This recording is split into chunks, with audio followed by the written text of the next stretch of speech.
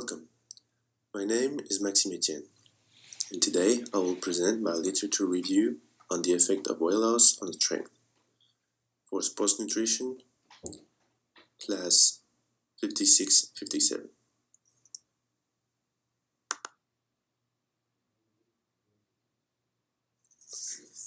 In this presentation, I will first present the purpose of this review, why this review is important, and to whom it is important. Secondly, I will review some articles about this topic, and I will conclude and make some practical applications.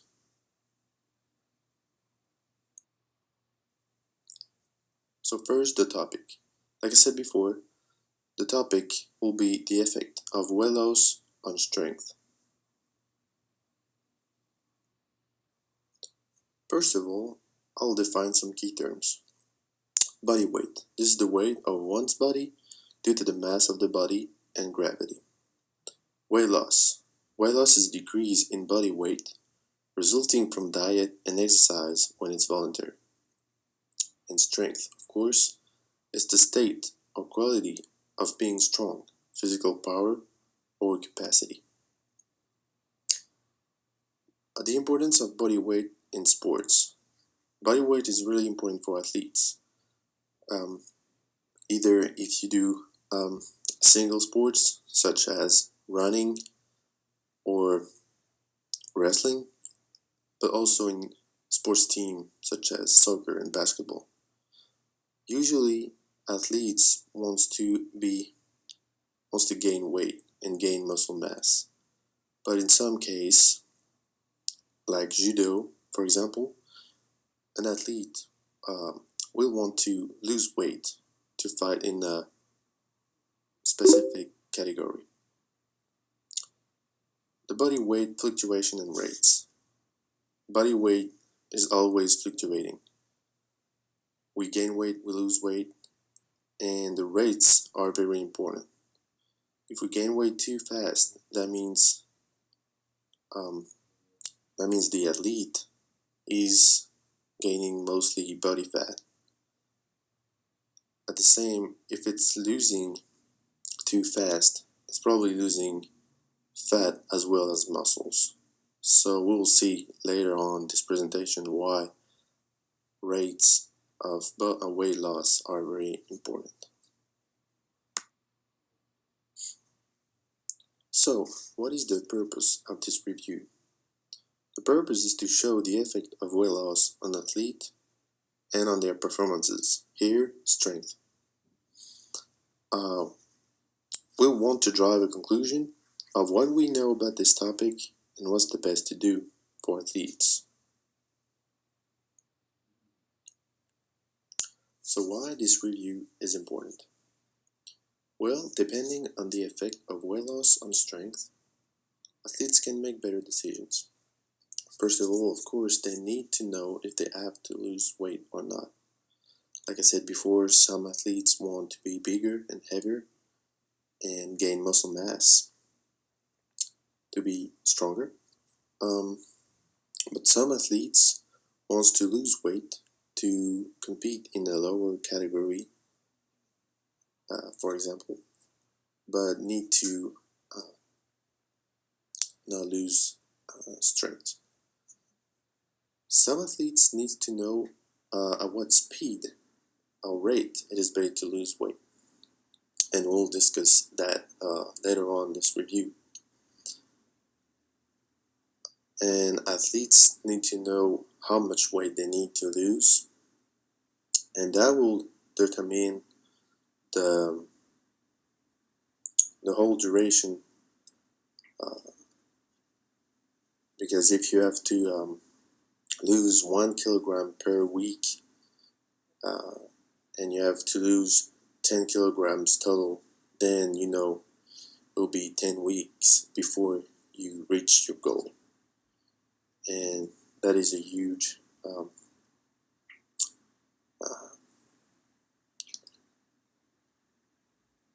information to have planning on for competition and training.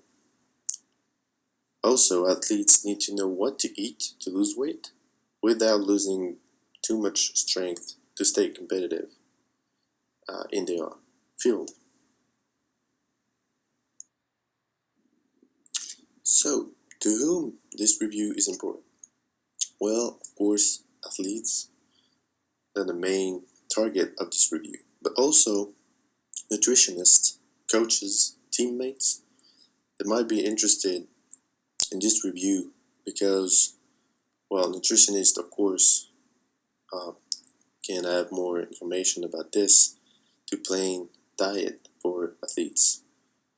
Coaches, if they know um, one of their athletes needs to lose weight, they will understand better and train better for their athletes if they know more about weight loss and strength. And teammates as well, uh, to understand a teammate that has to lose weight. Um, this review is important to them as well. So, the first article that we will review today is named Effect of Two Different Weight Loss Rates on Body Composition and Strength and Power-Related Performance in Elite Athletes from the International Journal of Sports Nutrition and Exercise Metabolism. So, in their research, the authors wanted to determine if weight loss rates were important on athletes' performances, and to do so, they picked 24 athletes. 13 of them will be losing weight at a rate of 0.7% of body weight per week, and 11 of them would be losing weight at a rate of 1.4% of body weight per week. Um, these athletes will do 4 resistance training sessions per week in their usual training regimen. The experiment was 8.5 weeks long for the first group and 5.3 weeks long for the second group. So at the end, body weight and fat mass decreased in both groups by 7.6% and 5.5% and respectively, and 31% and 21% respectively for fat mass. Also, lean body mass increased in the slow rate group by 2.1% and remained unchanged in the second. And we know that lean body mass is related to strength, and an increase in lean body mass, which basically means muscles, um, can be can mean an increase in strength as well. So we know now that rate of weight loss matters, and this conclusion of this article, the weight loss of 0.7% of body weight weekly is better than a faster rate. It allows the athlete to increase lean body mass by 2.1%, plus or minus 0.4%, depending on the athletes, and increase 1 rep max strength during the weight loss period, which is huge to know. So now athletes can have enough information to, if they want to lose weight, they have to do it at a slow rate. The second article we'll review is named Weight Loss and Wrestling Training, Effects on Nutrition, Growth, Maturation, Body Composition and Strength from the Journal of Applied Physiology. In this experiment, the authors of this article picked 2 groups of adolescent wrestlers. The first group of 9 with an average of 15.4 years old, and the second group of 7 recreationally active control adolescent males with an average of 15.7 years old. And they were measured before, at the end, and 4 months after the wrestling season to assess the influence of dietary restriction on growth, maturation, body composition, protein nutrition, and muscular strength, which is what we are interested in. In this experiment, the wrestlers consume a high carbohydrates diet with 61% of kilocalories in average, low fat 24% kilocalories in average, but they did not consume adequate energy or protein. And this deficient dietary intake reduce and slow the accrual of lean arm and thigh cross-sectional muscle areas. At the end of this season, wrestlers had a decrease in weight and relative fat loss, but post-season, wrestlers and controls consumed similar diets, and they had a significant increase in weight and in fat mass. The results in this experiment show that wrestlers, the rates of bone maturation and segmental growth were not different between the groups, but wrestlers had reduction in elbow and knee strength from pre-season to late season, but increases post-season. So they got also lean tissue changes, and that were associated with a change in strength and power. So what we can say is that the dietary restriction during the season affected the muscular performances, and we can conclude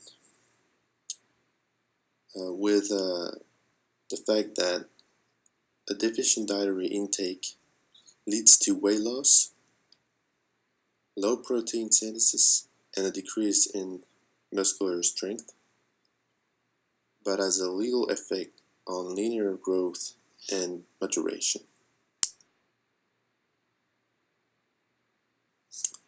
The third article we'll review today is named Impact of Weight Loss on Physical Function with Changes in Strength, Muscle Mass, and Muscle Fat Infiltration in Overweight to Moderately Obese Older Adults from the Journal of Obesity. So that doesn't concern athletes, but just to know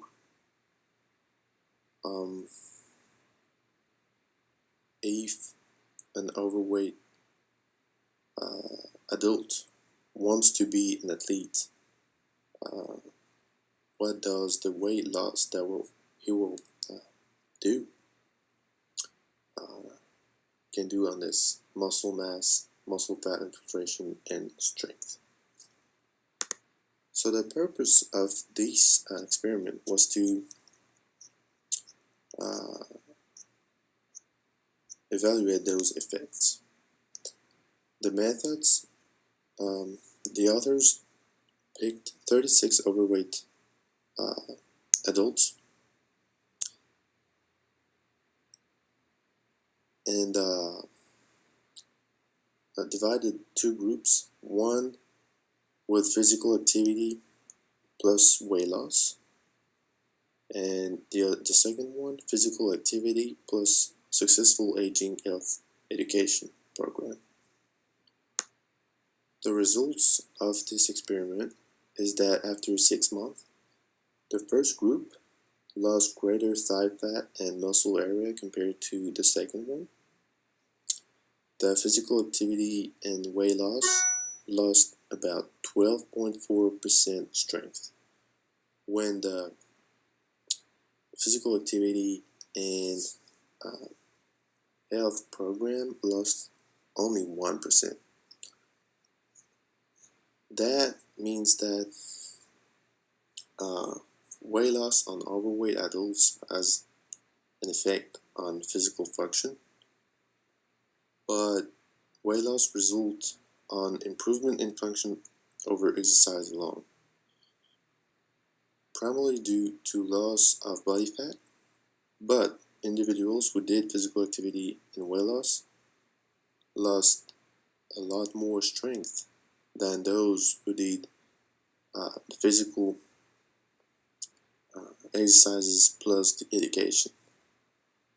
That means uh, athletes and overweight people needs to know how to lose weight and what to eat, when to eat, and basically needs to know everything about nutrition uh, and to lose less strength, muscular strength, over people that just do exercises uh, on its own.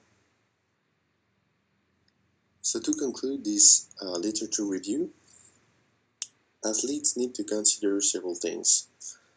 The rate of the weight loss. Slow rate is better than fast rate to conserve strength and power, and even increase strength and lean body mass. Of course, nutrition during weight loss, the micronutrient intake, how much carbohydrates, how much protein, how much fat, and when to eat, and training. They need to adapt their training and their physical activity to lose minimal strength. Now I'll talk about some practical applications and examples that we can give to athletes. First, we discovered that a good weight loss rate is about 0.7% of body weight per week. That leads to a minimal strength loss and can even lead to a gain in strength if the protein intake is sufficient. Then the energy intake from carbohydrates need to be sufficient, as well as protein intake. For high volume training, 6 to 10 grams per kilograms per 24 hours of carbohydrates are needed. For protein, the recommendation is about from 1.8 grams to 3.1 grams per kilogram per 24 hours, depending on the training volume, the body weight, age, and everything. Diet must be consistent and serious to be effective. Long term, without major changes.